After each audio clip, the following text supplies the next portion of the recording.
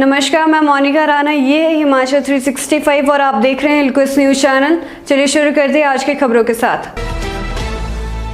जिला हमीरपुर में नवोदय प्रवेश परीक्षा 11 को। नवोदय विद्यालय डुंगरी में छठी कक्षा में प्रवेश के लिए लिखित परीक्षा बुधवार 11 अगस्त को जिले भर के कुल 10 केंद्रों पर आयोजित की जाएगी।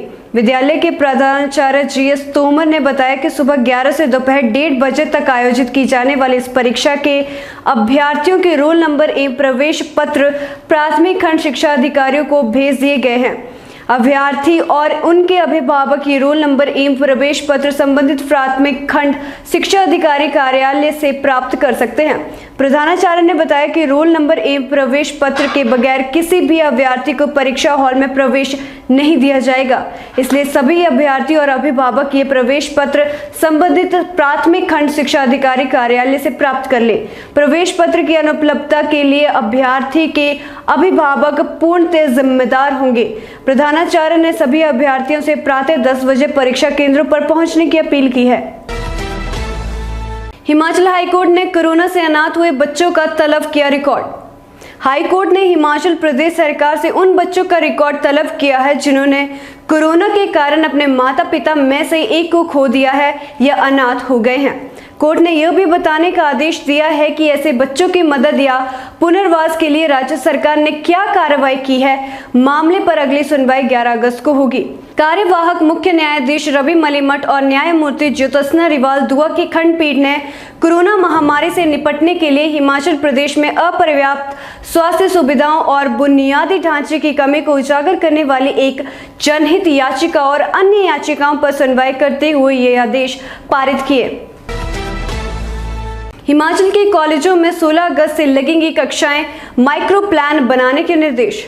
हिमाचल प्रदेश के डिग्री कॉलेजों में 16 अगस्त से नियमित कक्षाएं लगेंगी। उच्च शिक्षा निदेशालय ने इस बाबत लिखित निर्देश जारी कर दिए हैं। सभी कॉलेज प्रिंसिपलों को कॉलेजों में विद्यार्थियों के आने पर कोरोना संक्रमण से बचाव के लिए जारी एसओपी का पालन करने और माइक्रो प्लान बनाने का पत्र जारी किया गया है। शिक्षा निदेशालय ने कहा कि सभी शिक्षकों और विद्यार्थियों को वैक्सीन लगाने के लिए प्रोत्साहित किया जाए। कॉलेजों में उचित दूरी पर विद्यार्थियों को बैठाने की व्यवस्था की जाए। थर्मल स्क्रीनिंग और सैनिटाइजेशन की तैयारियां पूरी की जाए। विद्यार्थियों के आने जाने के लिए अलग अलग समय तय किया जाए। फेस मास्क पहनने को अनिवार्य किया जाए। खाची को बदलने पर विपक्ष का वॉकआउट, सीएम बोले फेरबदल सरकार का विशेषाधिकार। हिमाचल प्रदेश के मुख्य सचिव को बदलने पर कांग्रेस ने विरोध जताते हुए सदन से वॉकआउट कर दिया। मुकेश अग्निहोत्री ने कहा कि सत्र के बीच सरकार ने यह बदलाव क्यों किया। इससे गुस्साए मुख्यमंत्री जयराम ठाकुर ने कहा कि प्रशासनिक फेरबदल किसी भी राज्य सरकार का विशेषाधिकार होता है। इस पर विपक्ष टीका टिप्पणी करने वाला कौन होता है। कांग्रेस के रवैये से नाराज सीएम ने कहा कि विपक्ष अब यह भी भूल गया है कि सदन में जनहित के मुद्दे उठाए जाते हैं। मुख्यमंत्री ने कहा कि कांग्रेस को अपना पिछला टाइम याद कर लेना चाहिए जब 6 नंबर वाले जूनियर ऑफिसर को मुख्य सचिव बना दिया था। सीएम ने कहा कि अफसर को अफसर रहने दो, उसे राजनीति में मत घसीटो। भारत के लिए कल का दिन रहा शानदार। रेसलिंग में रजत तो हॉकी में जीता कांस्य पदक। टोक्यो ओलंपिक में कल का दिन भारत के लिए शानदार रहा। भारतीय पुरुष हॉकी टीम ने इतिहास रच दिया। कांस्य पदक के लिए खेले गए मुकाबले में भारत ने जर्मनी को हराकर मेडल पर कब्जा कर लिया। इस मैच में टीम इंडिया ने जर्मनी को 5-4 से शिकस्त दी। वही रेसलर रवि कुमार दहिया रजत पदक जीतने में सफल रहे।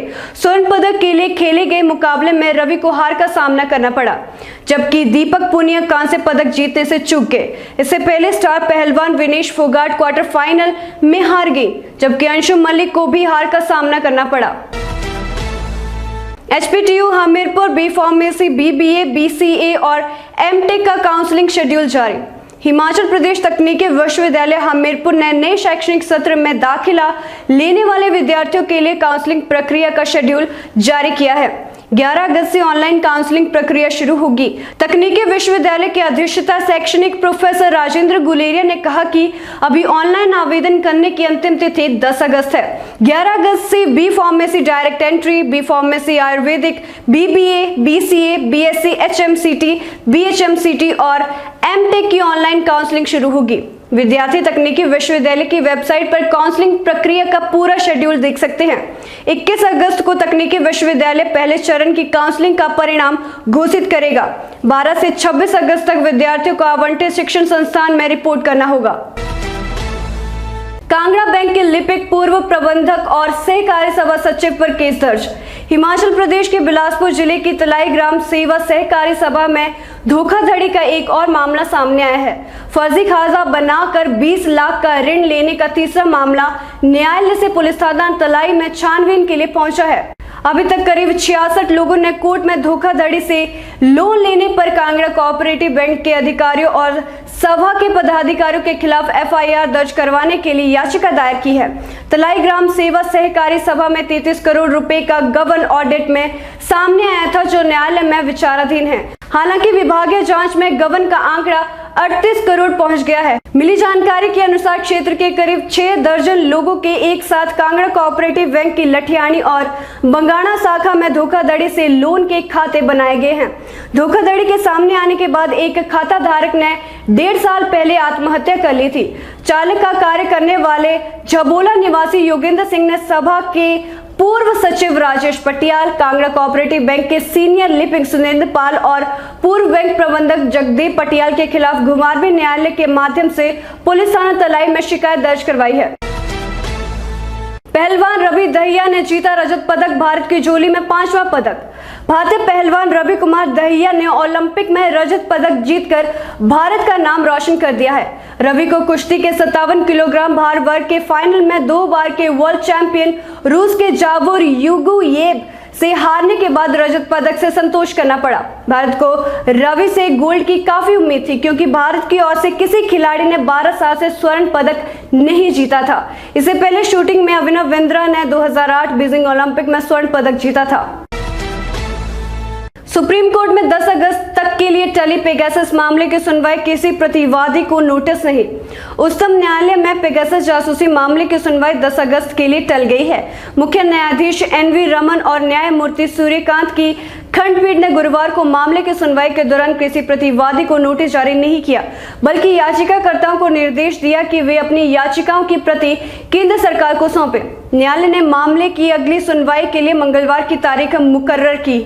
शीर्ष अदालत ने स्पष्ट किया कि इस मामले की सुनवाई के दौरान केंद्र सरकार की मौजूदगी के बिना खंडपीठ आगे की सुनवाई नहीं कर सकती।